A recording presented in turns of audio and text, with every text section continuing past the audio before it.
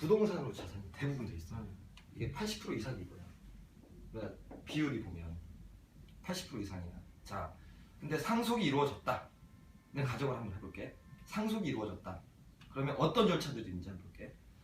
상속은 희한한 세금이에요. 희한한 세금이야. 왜 희한하냐면 보통의 세금은 우리가 알고 있는 세금들은 나라에서 얼마 내세요 하고 내려주는 거잖아.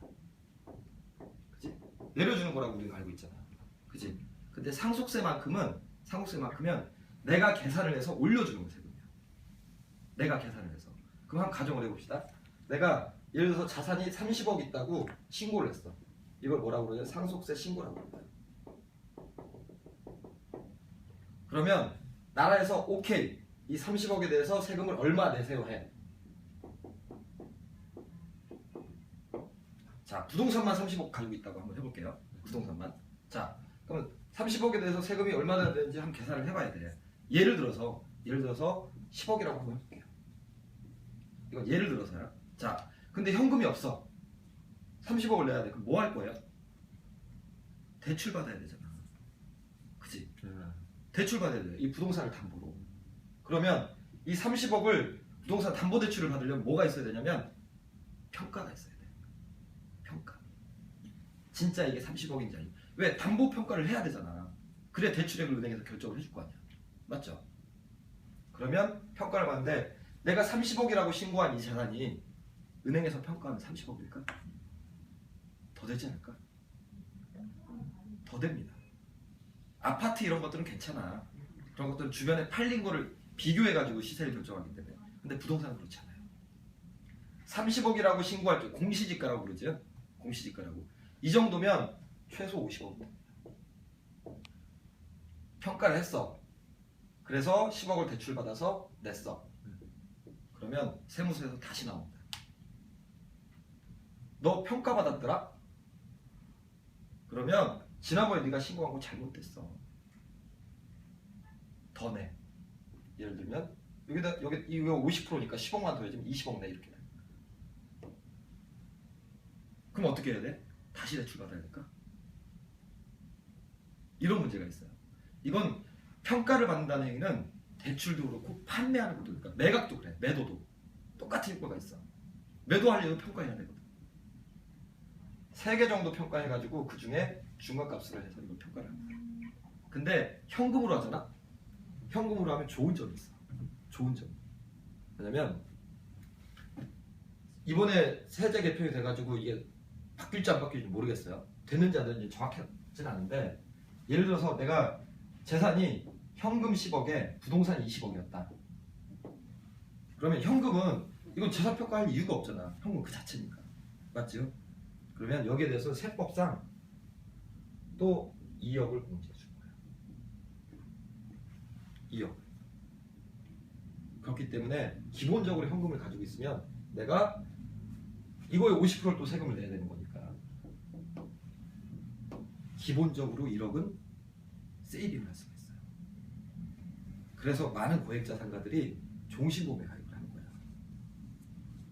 종신보험으로 10억 이상 이런 식으로.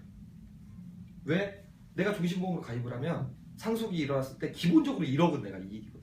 물론 내가 아니고 우리 가족이지만. 그렇기 때문에 자꾸 종신보험을 권하는 거야. 물론 이 이전에 증여라든지 이런 프로세스가 제대로 돼 있었다면 덜 걱정하겠지. 근데 그런 사람 별로 없거든. 별로 없어. 그 이유가 애들한테 일찍 재산을 물려주잖아? 그럼 애가 싸가지가 없어진대. 그래서 안 합니다. 그래서 그런 이유들이 있어. 그래서 그 대표적인 예가 하나가 있는데 신촌에 100억짜리 빌딩 상속 얘기하면 이 얘기 꼭 한번 해주거든 내가. 네, 신촌에 100억짜리 빌딩 얘기를 좀 해줄게.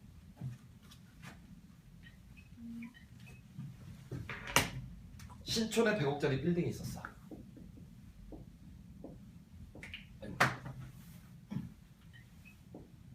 100억짜리 빌딩이 있었어. 근데 이 할아버지가 70대였어. 70대. 이게 진짜 있었던 일이에요. 이건 시가로 그때 100억이었어요. 할아버지가 이 빌딩을 잘 관리하고 있었어. 대출이 좀 껴있었어요. 대출이. 근데 아들내미가 하나 있었거든. 외아들, 어머니는 없었어요. 근데 이분이 갑자기 돌아가신 거예요. 이 100억짜리 빌딩을 마련하려고 이 할아버지는 국제시장 봤지 영화. 네. 그런 삶을 산 분이거든. 그런 삶. 근데 이 아들이 집이 부자니까 개망난이었어. 맨날 뭐 알지? 그런 거 그런 거 하고 다녔어. 근데 이 할아버지 갑자기 돌아가신 거야. 갑자기. 얘가 물려받았지. 물려받았어. 근데 상속세 계산을 했어. 100억으로. 아마 정확하지 않지만 계산하면 한 30억 정도가 아마 세금일 거예요. 세금이. 그래서 대출을 받았어. 이 건물로. 10억 정도가 대출이 이미 끼어 있었거든. 100억을 대출을 받았어요. 아니 30억을. 해서 상속세를 냈어. 여기까지는 괜찮았어요. 완납. 문제는 여기서부터 발생했어. 첫 번째. 이 아들이 이 건물 관리했을까? 관리 안 하지. 그러다 보니까 공실이 생기기 시작한 거예요. 그러다 보니까 수익률이 점점 떨어져. 얘는 계속 물 쓰듯이 써대. 두 번째. 자, 40억입니다. 대출이. 대출이 40억이야. 그러면 3%만 해볼까? 1년에 이자가 얼마 될까? 이자만 1200만 원. 아니 40억이면 1억 2천만 원이네. 이자만 1년에 이자만 1억 2천만 원. 이자만. 원금은 언제 갚지? 만약에 40억을 10년에 갚는다. 갚으려면 1년에 4억씩 갚아야 되거든. 그럼 한 달에 3천만 원이 넘는 돈을 갚아야 돼. 원금. 얘하고 해볼까? 4천만 원. 공실이 생겼어. 이런 문제가 계속 돌다가 결국은 3년 후에 이 건물이 날아가 버렸어. 경매에 붙여져가지고. 이게 준비하는 상속의 가장 대표적인 실패 사례예요.